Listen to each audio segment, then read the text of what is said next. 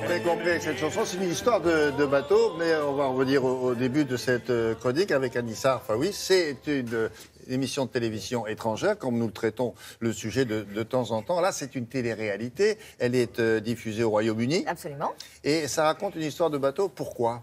Eh bien, alors en fait, c'est une télé-réalité historique. Historique. Voilà. Et là, encore une fois, on peut saluer les Britanniques, et c'est pas la première fois qu'on le dit ici sur ce plateau, c'est qu'ils ont ce talent extraordinaire de savoir reprendre des événements historiques importants, en tout cas connus, et d'en faire des télé-réalités, de les adapter parfaitement. Et là, c'est l'histoire de la Bounty, la mutinerie de la Bounty. Pour la petite histoire, c'était... La Bounty ou le Bounty, c'est comme vous voulez. Les naufragés du Bounty, très bien. Bon, ok. Il me semblait qu'on disait les deux. Les deux, oui, alors, en tout cas, du Bounty, c'est arrivé en 1789. Et quelle est la petite histoire, très très rapidement? Vous avez un capitaine à bord d'un bateau qui s'appelle Bounty, et bien évidemment. Et il se trouve que ces hommes, son équipage, se retournent contre lui. Il est jeté à la mer avec une poignée d'hommes qui lui sont restés fidèles. Et là, attendez, périple. Oui, non, il le met dans une barque. Une petite, dans une petite chaloupe. Voilà. Et là, il doit se débrouiller. Et donc, pour sauver sa vie, il parcourt des kilomètres, même des milliers de kilomètres. Ouais. Voilà. Et là, ça donne quoi dans notre petite télé-réalité qui s'appelle Mutiny? Il y a un bateau comme ça, une frégate, il y a tout. Il y a tout. Dans notre télé-réalité, c'est une frégate, un petit bateau, parce que l'idée, c'est que ce soit exactement dans les mêmes conditions que la fameuse histoire de la mutinerie. Alors, on se met à la place de qui? De Marlon Brando, qui est resté à bord du Bounty, ou dans le petit bateau? Petite chaloupe. On est dans la peau du capitaine William Bligh et de ses hommes. On est dans la peau du capitaine qui s'est fait jeter à l'eau, à la mer.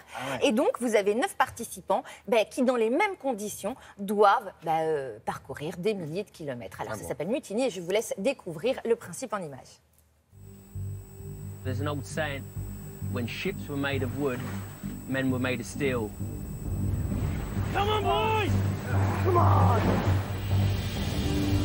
230 years ago, the crew of a British Navy ship rose up and overthrew its captain. He and a few loyal men were bundled into a tiny boat and abandoned in the middle of the Pacific. They should have died. Instead, they managed to navigate 4,000 miles to safety.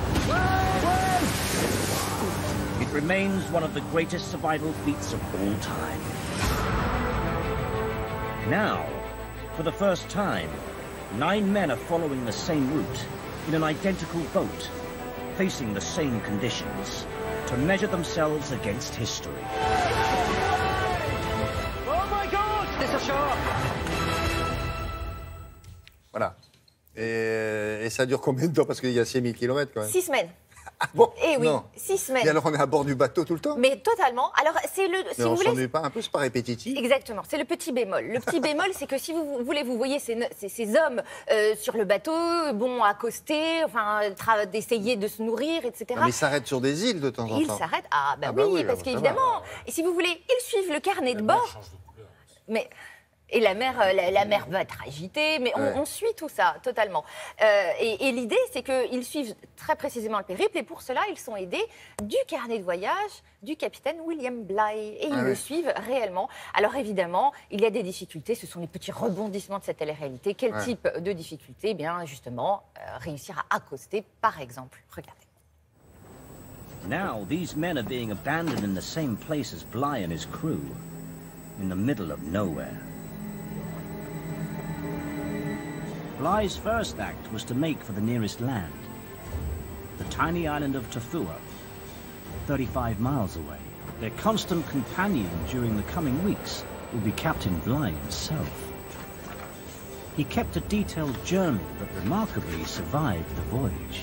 The volcanic island of Tafua is the best chance of finding food and water for 400 miles. You just look at the waves crashing against the rock there. They need to find a sheltered spot where they can drop anchor. Coconuts. I can see them. How many have you got so far? We've got about 20. On average, about 30. So we've all got sort of 3 coconuts each for our next leg.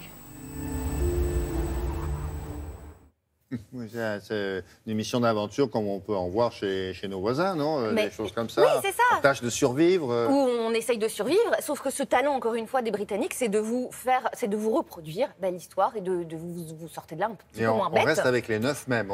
Ah, bah oui. C'est pas prévu de trouver sur les îles des gens qu'on n'avait pas soupçonnés. Ça aurait été amusant, ça. On aussi. répète l'histoire et on se réfère Tout à d'un l'histoire coup, en permanence. Il y a un gars qui arrive, bonjour, je m'appelle Salut. Robinson. Non, Vous êtes Ah, allé chez vos Robinson. parents. Bonjour, monsieur Robinson, vous êtes là depuis longtemps? Bah oui, Max. Bon, merci, c'est original.